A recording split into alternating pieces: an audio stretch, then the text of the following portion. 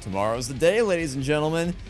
Been waiting almost 3 years it will be since the release of Sonic the Hedgehog 20th Sonic. It's Sonic the Hedgehog 2 in April of 2022. Now Sonic the Hedgehog 3 coming out in December of 2024. It's been a long, long road to get to this point.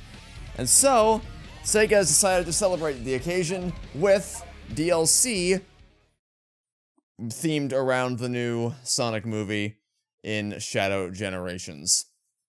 And I believe the way to access it is over by Space Colony Arc, because when I first booted the game up, when the DLC came out, where is Space Colony Arc again?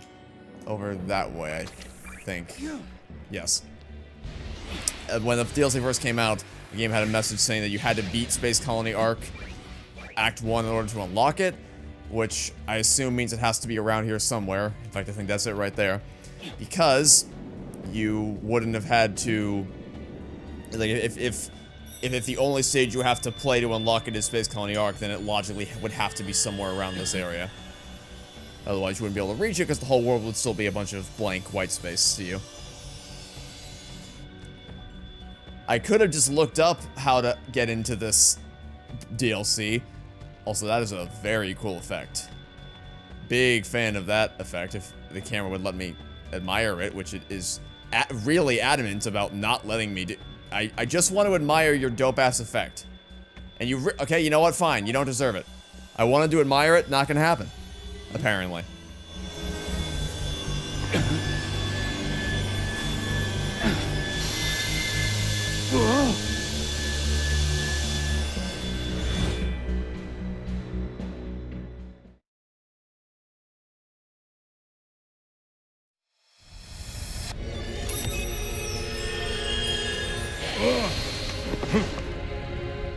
And suddenly he has become Keanu Reeves.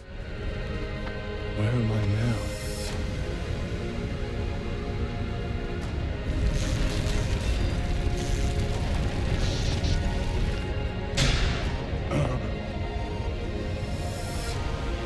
Huh?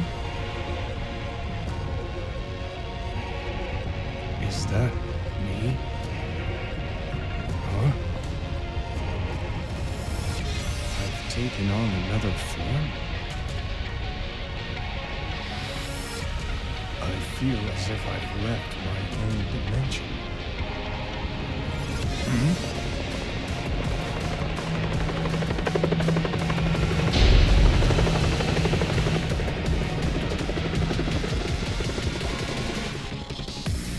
Suspicious. I should follow. I'm guessing he's not gonna have... Well, at least I was originally going to say, I'm guessing he's not gonna have that many lines of dialogue, because Keanu Reeves is, I imagine, very expensive. So I would have assumed that they had him say the absolute bare minimum, so they didn't have to pay for that much of his time. But he's already said a lot more than I was expecting, so that's something worth complimenting, I suppose. Also, I could have just looked up how to get into the movie DLC, but I already made a similar mistake once, and I'm not making it again. I looked up Shadow Generations DLC on YouTube. I didn't watch any videos, but I just wanted to. What I'll often do whenever I'm Let's Playing a game is I'll look up either a playthrough or how long to beat or some kind of statistic without actually watching any footage. I'll look up how long roughly a game seems to be or how long it takes other people to beat it, so I have something of an idea of how many episodes a series will be, so I can plan accordingly when mapping out future OPs for my schedule. Which ordinarily isn't a problem, but it becomes a problem in the case of this game because one of the first things to pop up when I said Shadow Generations DLC, without even putting the word movie in the search bar, was a hand cam bootleg recording of a scene from Sonic Movie 3. Which I won't mention here, because I don't spoil things for people. I have, frankly, no respect for those who do. And no, I do not accept the defense of, well, like, if you're a real Sonic fan, then you would already know what's gonna happen. Like, of course X is gonna happen, and of course Y is gonna happen. Duh. Have you ever played a Sonic game before? Like, are you stupid or something? Because, one, not every single person who goes to see the Sonic movies is a Sonic fan. Some people, crazy as this may be to believe, are going to see these movies having no idea who Shadow is, or who Maria is, or who Gerald Robotnik is, or any of that shit. So, those people are not Sonic fans, and they don't deserve to have it spoiled for them just so that you can clap over whatever may or may not end up happening in advance and just blab about it on social media to ruin the experience for others. And also, for Sonic fans, some people just want to be surprised, because it's already been demonstrated multiple times in the first two movies that the way in which things are presented in the games is not necessarily going to automatically be exactly how things are presented in the movies. And the first example I can think of isn't even something that's from the first two movies, but something I just colloquially know about from people who've talked to me about this, and it's it's the fucking Flames of Disaster from the Knuckles show, which definitely are not the Flames of Disaster from Sonic 06.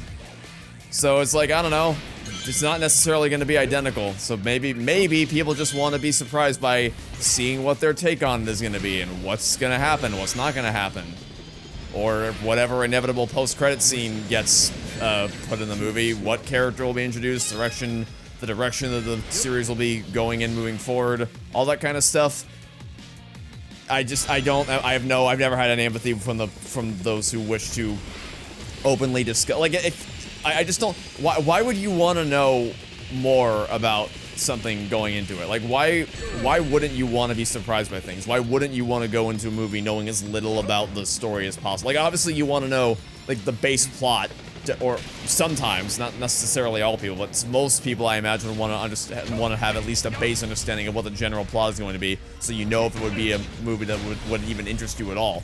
But beyond that, what is the appeal in going to see something, and like actively going out of your way to consume as many leaks and as many spoilers as possible before you see it? I don't get it.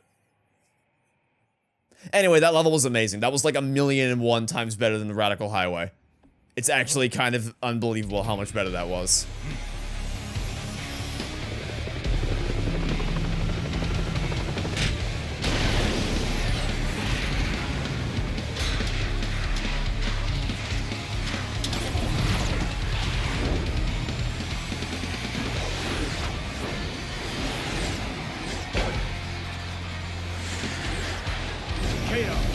Control!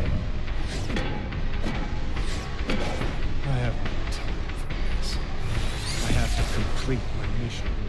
But I'll be back.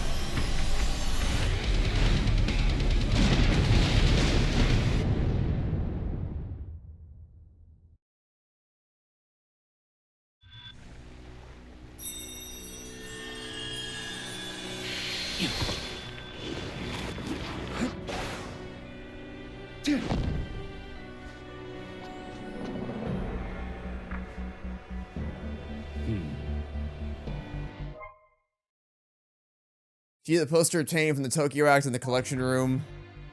Not big on the collect. I'm sure I'll get the collectibles at some point, but not right now.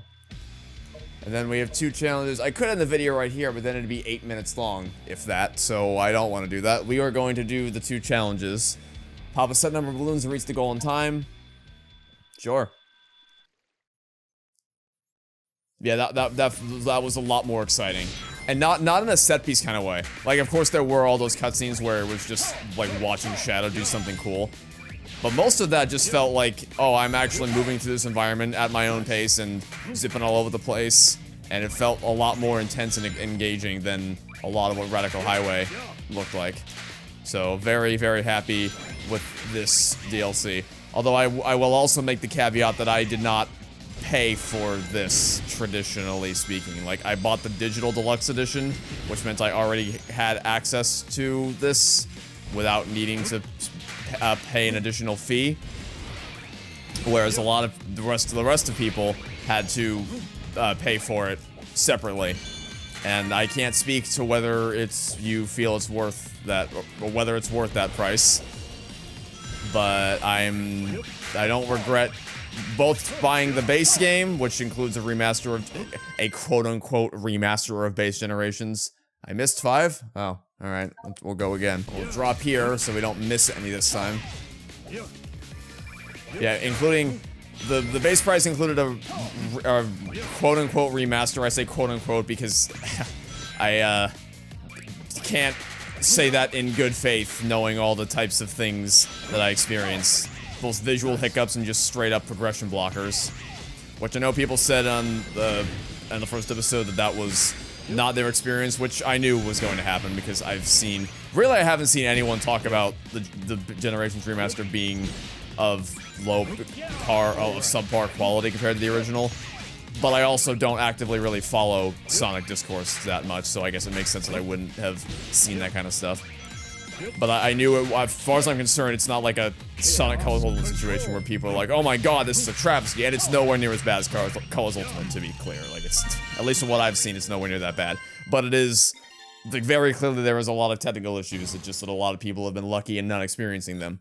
But regardless, it's Base Generations Remaster, Shadow Generations, and then also the DLC. The price I paid for all that package, I do not feel slighted by any stretch of the imagination.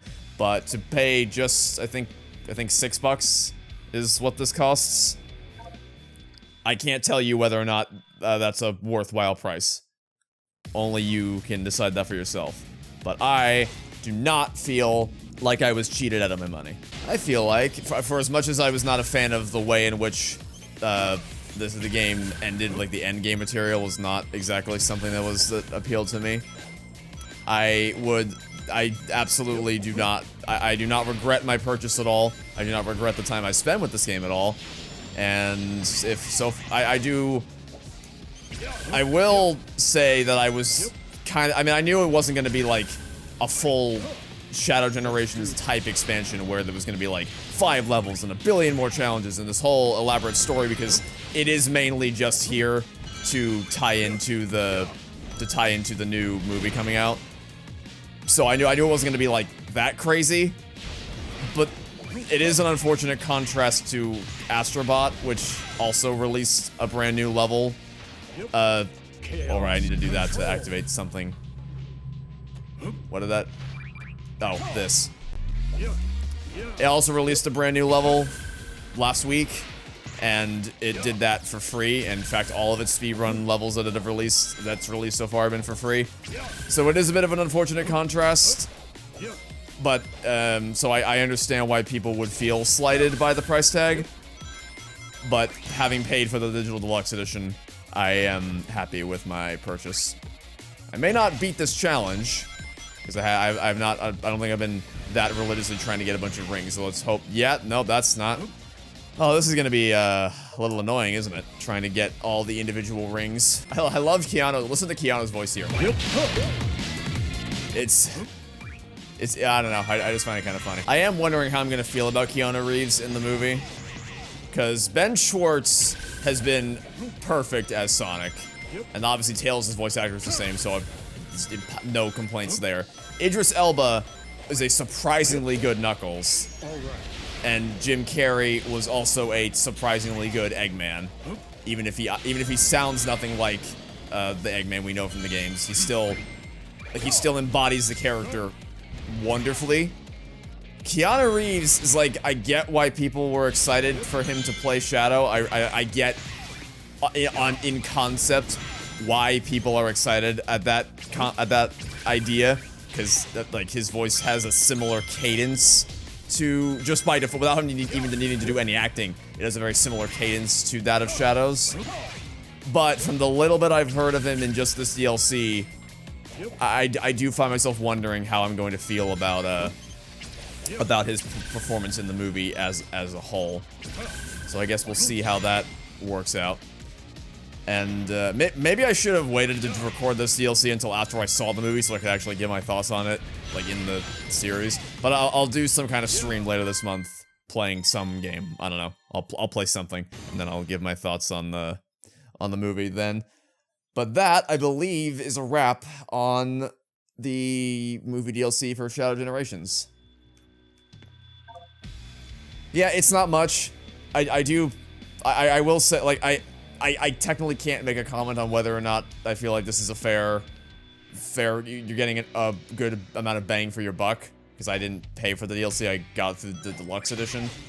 But just using Astrobot as a point of comparison, it is like, kind of feels like it might have been better as a free DLC kind of thing. But I don't know. I will refrain from making any further comments about the price tag, and I will simply say, very, very fun level. Very, like, legitimately, I loved that level. I didn't talk much about it because I was too busy venting about how much it annoys me when people spoil things with no consideration for others. But that was a very, very, very, very good level. And challenges were neat as well. His experience as a whole has been very solid. I mean, I kind of already gave all my thoughts on the game in the last episode during the credits sequence. I don't know if there's really anything else that I can say that I haven't said already. So yeah, thanks for watching my playthrough of Shadow Generations. I guess the next thing Sonic related I'm gonna do is probably a stream of Final Horizons at some point, because I promised that I would. I promised that I would play Final Horizons, and it will have been almost a year since I first played Frontiers, but I will probably replay Frontiers first before I do that, so I can re-familiarize myself with the controls of the game. But that'll be a ways away. For now, I'm just gonna focus on wrapping up Indiana Jones and the Spectacular Sphere and Legend of Zelda Majora's Mask 3D, and then that'll bring us into the new year, and who knows what'll happen in the new year. And then I might do a stream before the end of the year playing something. I don't know what I'll play, but I might play something. Okay, that'll be it for now. Thanks for watching. Stay tuned for next time, and hope to catch you all soon for whatever it is you decide to watch next. Goodbye. All hail Shadow, heroes rise again, obliterating everything that's not your friend. Nothing can stop you now. No ghost to bring you